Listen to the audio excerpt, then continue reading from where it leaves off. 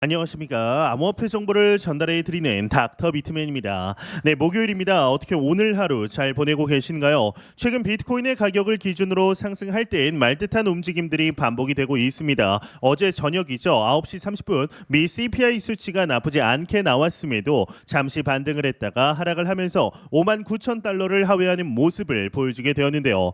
참 답답한 시간이 반복이 되고 있죠. 일단은 코인 마켓캡에서 메이저 탑10 코인들 가격 한번 살펴보도록 하겠습니다. 네, 일단 시가총액 1위 비트코인의 경우는 전날 대비 4% 하락한 58,400달러대 나타내고 있습니다. 이더리움의 경우는 2% 하락한 2,650달러대, BNB가 0.5% 하락, 솔라나가 0.01% 상승, XRP가 1.34% 하락한 0.57달러대 나타내고 있는데요. 상단에 비트코인 더미넌스 한번 보도록 하겠습니다. 비트코인 더미넌스는 55.6%, 이더리움 더미넌스는 15.4%를 나타내고 있네요. 네, 어제 저녁이죠. 9시 30분 미국의 소비자 물가 지수 CPI 지수가 공개되었습니다. 지난 7월 미국의 소비자 물가 지수의 경우는 전년 대비 2.9% 상승하면서 3년여 만에 3%선 아래로 밑돌게 되었는데요. 이 상승률이 전문가들의 예상을 밑돌면서 둔화한 것이죠. 인플레이션 우려가 줄면서 시장의 관심은 미 연방준비제도가 언제 금리 인하를 개시하느냐가 아니라 얼마나 금리를 내리느냐에 쏠릴 것으로 전망이 되는데, 이 7월 미국의 고용 상황이 악화되었다라는 통계가 나오면서 경기 침체의 우려가 커지자 이 시장은 오는 9월 17일에서 18일 열리는 이 통화정책회의 FOMC에서 연준이 금리 인하를 개시할 것으로 기정사실화되고 있습니다. 이 미 연준의 오스턴 굴스비 총재의 경우는 블룸버그 통신과의 인터뷰를 통해 현재의 기준금리 5.25에서 5.50%인 미국의 기준금리는 경제가 과열되었을 때만 적절한 수준이라며 매우 제약적이다라고 말하게 됩니다. 이 굴스비 총재의 경우는 구체적으로 9월 FOMC 회의에서 연준의 금리 인하 여부 및 인하 폭에 대해서는 말을 아끼게 되었는데요. 그러면서도 연준이 내놓은 점도표를 거론하면서 현재보다 상황이 덜 우호적이더라도 이 내년까지 여러 차례 금리를 내리는 게 적절하다라고 밝힐 뿐만 아니라 상황이 이제 금리 인하 규모를 정당화할 것이다라는 설명까지 하게 됩니다. 이와 같은 발언은 7월 CPI 발표 직후 나오게 됩니다. 그렇다면 같이 CME 패드워치를 통해 금리 전망을 보도록 할 텐데요. 네, CME 패드워치를 보게 되면은 한 단계 25bp만 내릴 것이다가 65%를 차지하고 있습니다. 아니다, 두 단계 B컷을 단행할 것이다가 35%인 것을 확인할 수가 있는데, 현재 다음 FOMC까지는 34여일 정도 남아 있습니다. 그러면 9월 FOMC가 아니라 11월 FOMC에서는 시장의 컨센서스가 어떻게 될지 한번 보도록 하겠습니다. 일단 11월 FOMC에서는 현재 대비해서 두 단계 내릴 것이다가 45.7%, 아니다, 세 단계 내릴 것이다, 현재 이제 대비해서 기준으로 세 단계 내릴 것이다가 43.9%, 거의 박빙인 것을 확인할 수가 있는데, 아니다, 네 단계 내릴 것이다, 즉 9월에도 두 단계 내리고 11월에도 두 단계 내릴 것이다가 10.4%인 것을 확인할 수가 있습니다. 현재 시장의 컨센서스를 전반적으로 보았을 때 9월에 한 단계 혹은 두 단계 내릴 수 있지만 11월에는 두 단계 무조건 더 내릴 것이다라는 시장의 컨센서스를 현재 확인할 수가 있는 것이죠.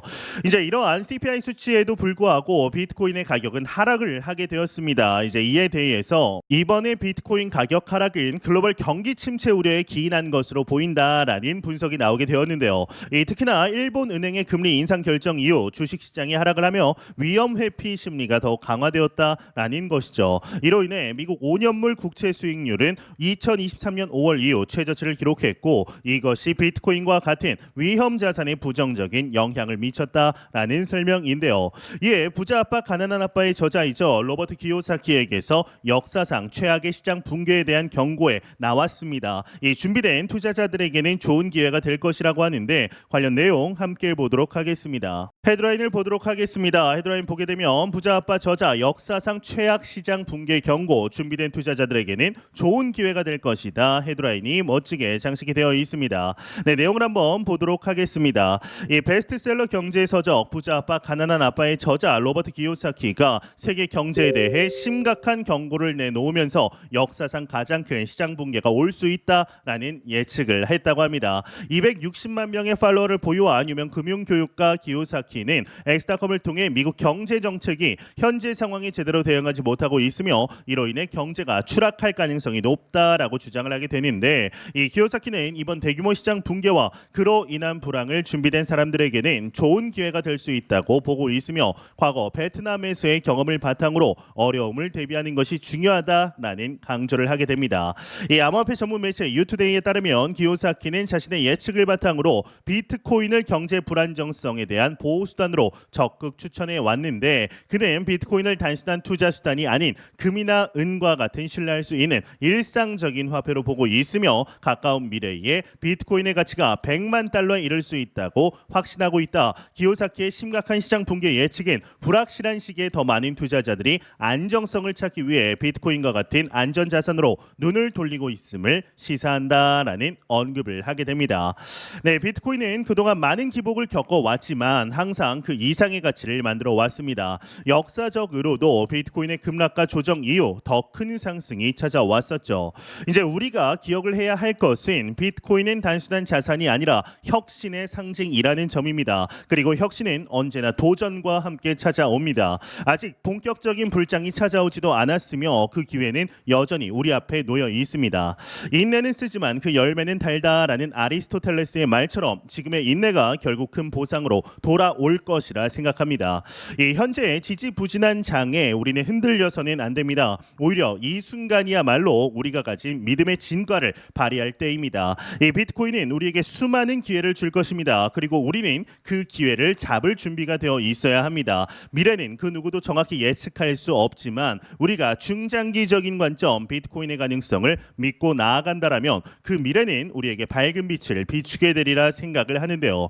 과연 내년 이맘쯤 현재의 비트코인의 가격을 보고 현재 비트코인 가격이 58,000달러대 부근에서 움직이고 있죠. 이 가격을 보고 어떻게 생각을 하게 될지, 저때 다 매도를 했어야 되는데 라고 생각을 하게 될지, 아니다, 저 때라도 샀어야 됐는데 라고 생각을 하게 될지 조금만 생각해보면 답이 나오지 않을까라는 생각이 듭니다.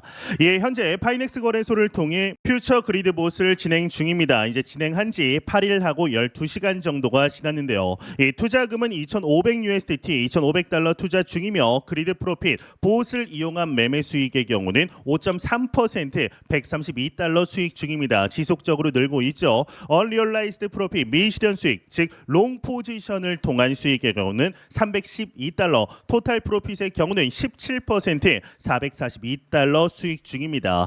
이 퓨처 그리드 봇의 경우는 장기 투자를 진행하는 투자자들에게는 자산을 5배 빠르게 불릴 수 있는 중요한 포트폴리오라고 보고 있습니다. 이번 불장 졸업을 위해 자산의 성장을 도모하시는 분들은 꼭 진행하셨으면 좋겠습니다. 관련 링크들은 고정 댓글창에 남겨놓았습니다. 확인해 보시고 다시 시작되는 불장 졸업 한번 같이 해보시죠. 네, 이런 소식과 더불어서 리플사와 SEC 간의 소송에서 사실상 리플사가 승리함에 따라 투자자가 급증을 하면서 계좌 보유 잔고가 사상 최고치를 기록한 것으로 나타났습니다.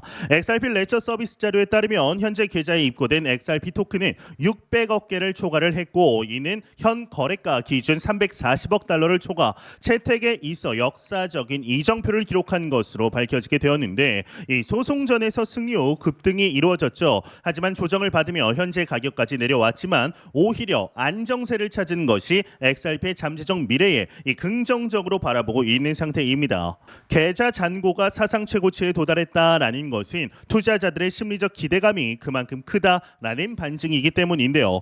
이 데이터에 따르면 XRP 지갑은 약 530만 개를 기록하고 있고 현재 잔액이 제로인 계좌는 2,450개에 불과하다라고 합니다. 계좌가 500만 개를 돌파한 것이 올해 초라는 점을 기억하면 6개월 동안 약 30만 개 이상 증가한 셈이 되는 것인데요.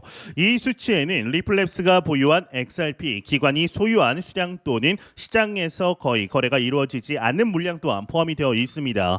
현재 유통 가능 물량은 약 560억 개가 넘고 가능한 최대 공급량은 1000억 개인데요. 이 리플은 여러분들도 잘 아시다시피 매달 최대 10억 개에 달하는 물량을 에스크로 해제 시장에 공급하고 있으며 이 중 회사가 일부 보유 물량을 사업 운영, 파트너십 또는 판매를 하기 때문에 실제 시장의 유통 물량으로 공급되는 수량은 이에 훨씬 못 미친다라는 사실입니다. 이번 달 또한 에스크로 해제가 이루어지면서 유통 공급량이 증가했음에도 가격에는 큰 영향이 없게 되는데 이는 예측 가능한 특성에 따른 결과로 투자자들은 이에 대비할 수 있고 가격 변동이 미미하다라는 것을 뜻하게 되죠. 이에 XRP ETF 도입이 가시화되었다라는 소식이 나왔습니다. 내용 함께 보도록 하겠습니다. 헤드라인을 보도록 하겠습니다. 헤드라인 보게 되면 리플 시세 700원대로 XRP ETF 도입 가시화 상승 전망이다. 헤드라인이 장식이 되어 있습니다.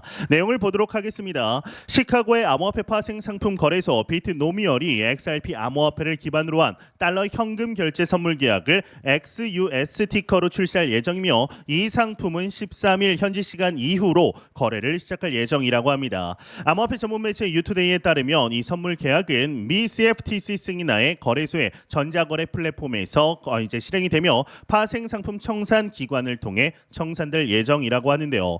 이 비트노미얼은 XRP가 이미 여러 국내외 시장에서 거래가 되고 있어 시장 조작 가능성이 낮다라고 언급하며 거래량과 미결제 약정 수준을 매일 발표할 계획이라고 합니다. 이 유투데이에 따르면 이제 암호화폐 분석가이자 트레이더인 아르만 쉬리안의 경우는 XRP 대 USD 일봉 차트 기준 50일 단순 이동 평균선이 200일 SMA를 넘어서는 골든 크로스 형성이 임박했다라는 언급을 하게 됩니다.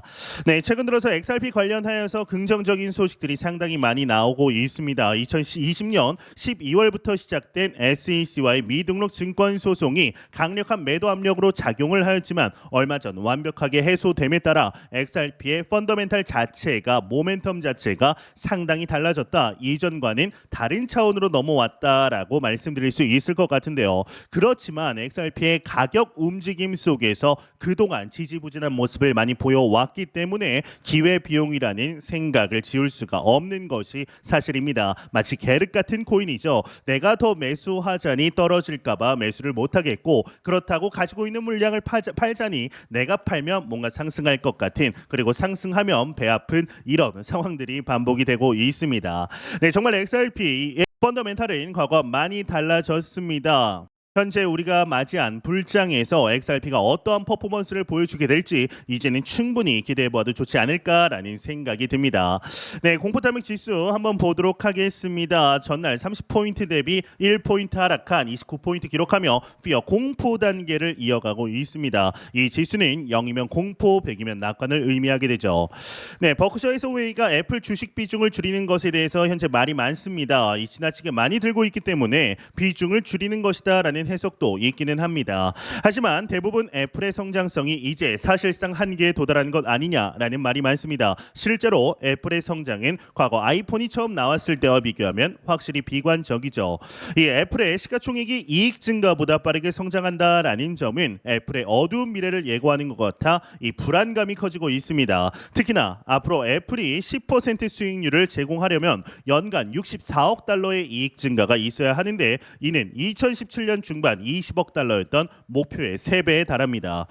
현재 애플을 보며 앞으로도 폭발적으로 상승할 가치주라고 평가하는 사람은 많지 않습니다. 애플은 과거 혁신의 아이콘이었습니다. 하지만 지금 애플이 보여주는 모습을 보고 있으면 혁신보다는 새로운 사업 분야를 제대로 찾지 못하고 있는 모습입니다. 이는 전문가가 아니더라도 충분히 확인이 가능한데요.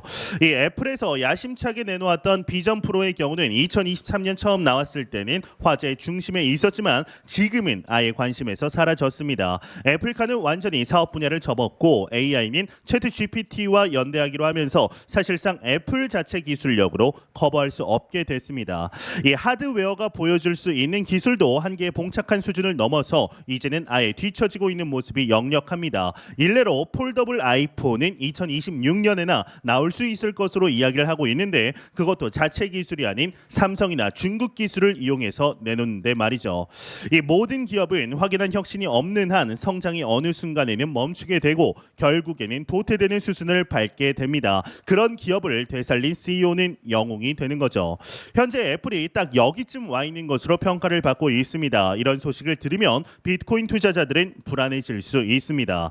2009년 탄생한 비트코인이 과연 지금도 여전히 상승 가능한 무언가를 가지고 있느냐, 이 질문에 명확하게 답변을 하기 어려워하는 사람들이 있는 것이죠. 더욱이 지난 2024년 1월 현물 ETF까지 승인이 되면서 이제는 제도권으로 비트코인이 들어온 상황입니다. 더더욱 새로운 성장 동력이 더 이상 없지 않나라는 우려가 커지는 대목이죠. 설상가상 규제와 가세 관련해서 전 세계에서 점점 더 비트코인과 크립토를 옥죄어 오는 모습입니다. 이렇게 되면 성장성이 둔화될 것이라는 생각이 드는 게 자연스러워 보이기까지 하는데요. 실제로 플랜 B의 스톡 투 플로우 모델을 보면 성장률이 점점 낮아지는 것을 확인할 수가 있죠. 제로에서 시작해 지금의 60K가 된 비트코인에게는 어쩌면 가장 해결해야 할 숙제일 겁니다.